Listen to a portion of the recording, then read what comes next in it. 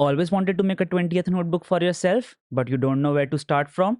Don't worry, I'm here to help you guys out. Let's learn in today's video.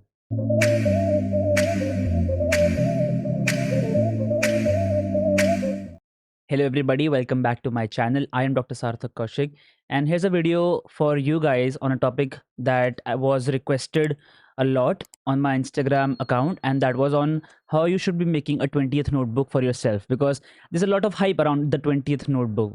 Everyone talks about it, but no one tells you how to do it. So don't worry, I'll be helping you out through the entire process of making your own 20th notebook. Okay, so before we get into the process of making a 20th notebook, let's first understand why we should be doing that. Now we know that the NExT pattern has been introduced for the 2019 batch, which will be implemented from 2024 onwards, though we're still not clear if it will be happening in November 2023, but it will be happening in 2024 for sure. Let's go back to where we started from. We get into medical colleges and we spend 4.5 years studying 19 subjects, and then we spend 1 year into our internship. So if we think about it, we're reading 19 subjects in 4.5 years, and then we're reading those 19 subjects again in a matter of 6 months, 8 months, or probably a year when we appear for our NEET PG exam. Now with the NExT pattern coming, we will only get time to read those 19 subjects for 4.5 years, because immediately after the final year gets over, we will be having the next one exam. We might get a window of a few months before we have the actual exam, but it is important to note that whatever time we have, we may get a free period before our exams, or we may not get a free period before our exams. It has become all the more important that we revise these subjects from time to time. So for that, we need a source which is crisp, which is precise, and which is easily revisable. Now, I'm not talking about your revision notes or your RR notes, as some people might call it. Those RR notes are completely different. When you start your first read and then start your first revision, you probably would be using some RR notes, but that is still a large number of pages to be revised at the very end of the exam, and that too for all the 19 subjects. How do we do it then? The answer is simple. It's the 20th notebook. Now the questions are not just going to be targeting a single subject or two subjects, they will be targeting at least 3 to 4 subjects. So it's very important to integrate all your studies. Now, how do we do that? Again, the answer is simple. That is by revision, multiple cycles of revision. So that is why having a concise material is very important for your exams. So I started making a 20th notebook for myself around the same time the previous year. Initially, it was tough for me to maintain this habit of writing everything in my 20th notebook. And I will not lie to you guys, 7 days before the exam, when I started revising all my subjects, 20th notebook was a very good source for my revision. I read other stuff as well, but most of it was from my 20th notebook.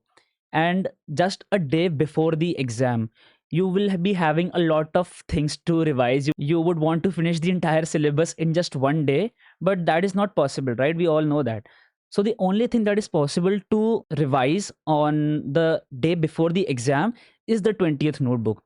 Now, most of you must be thinking that 20th notebook is a big notebook, because I had the same notion as well. I was very confused. I always wondered that this cannot be a single notebook. I think it will be two notebooks that will have all the 19 subjects.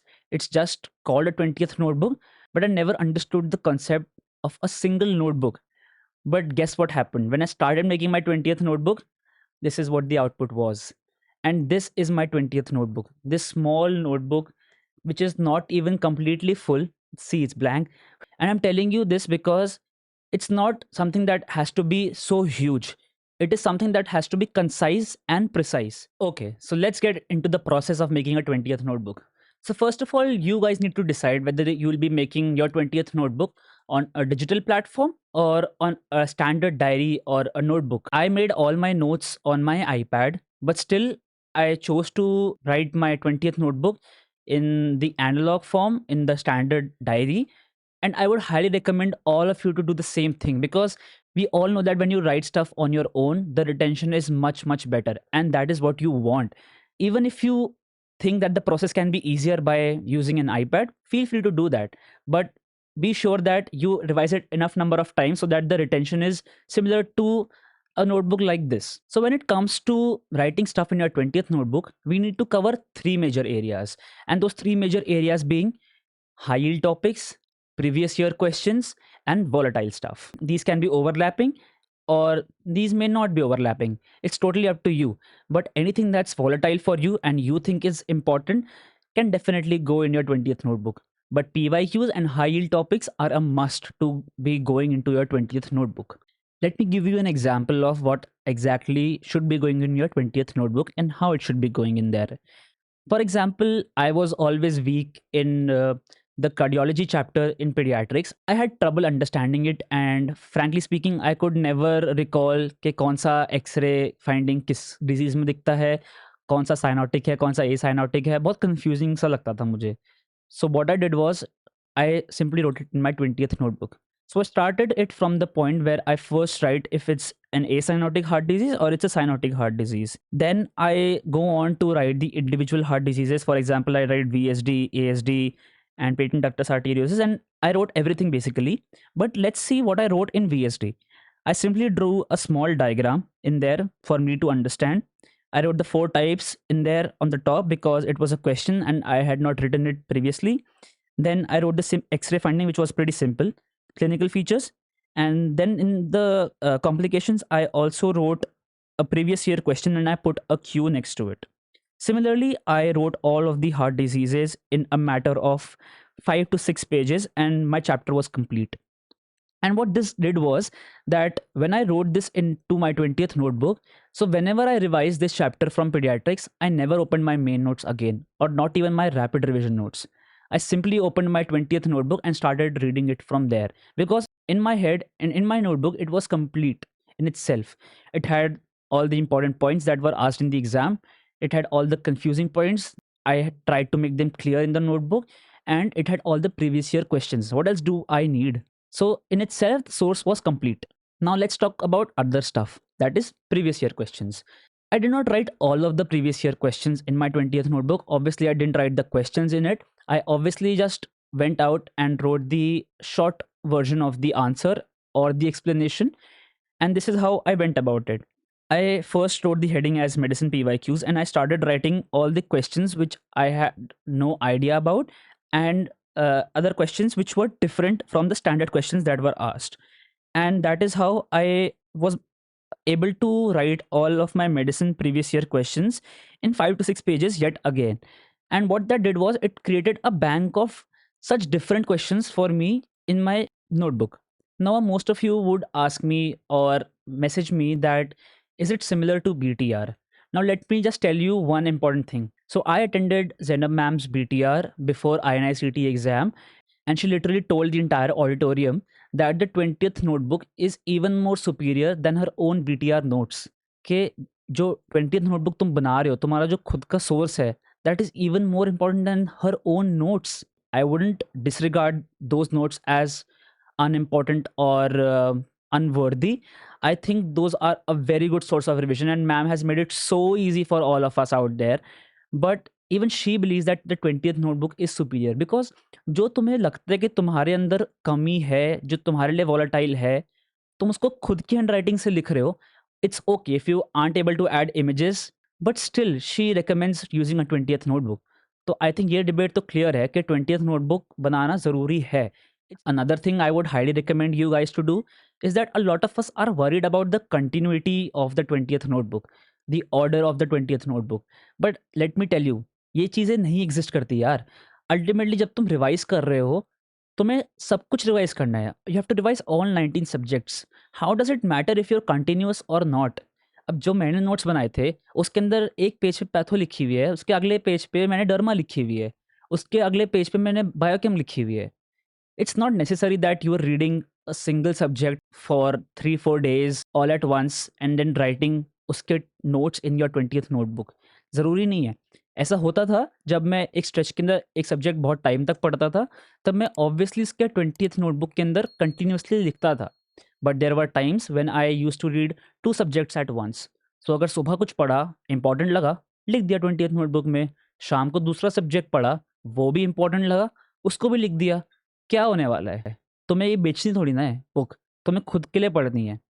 and ultimately it feels very good when you open a random page and you completely land on a different subject.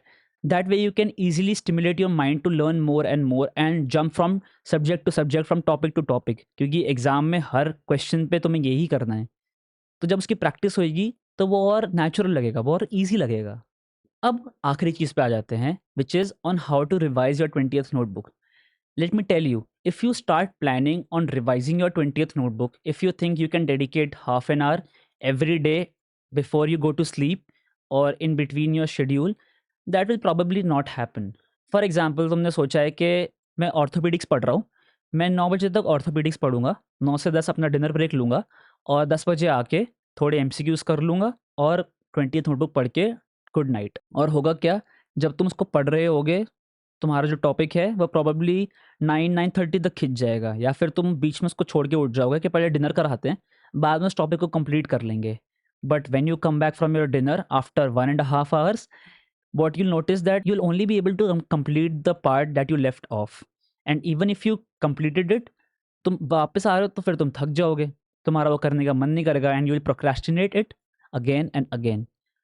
So it's better that you don't define or restrict your reading your 20th notebook to a particular time slot in the day. You can do that if you're a very disciplined person, but इतना भी micro manage मत करो चीज़ों को, ठीक है? Keep it simple. So what I would recommend you guys is read it anywhere and anytime possible. अब ये बहुत broad चीज़ है, but let me tell you how I did it.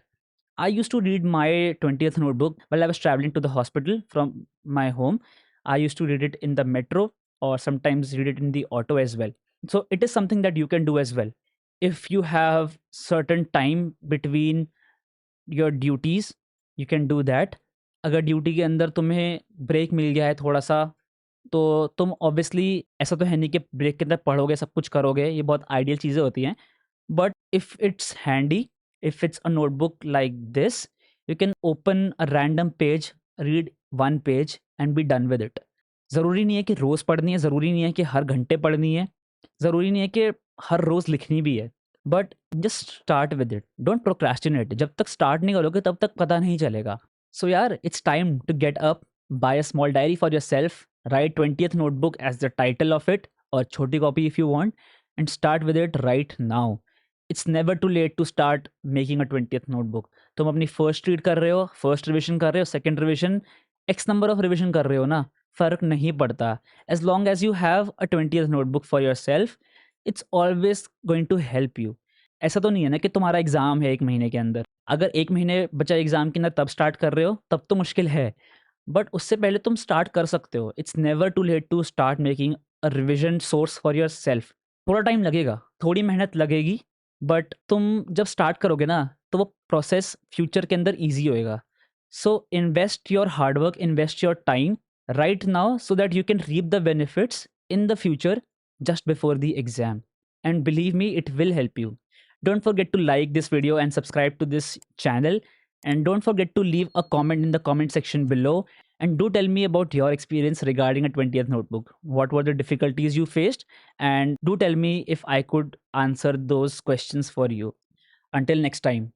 Bye bye. All the best.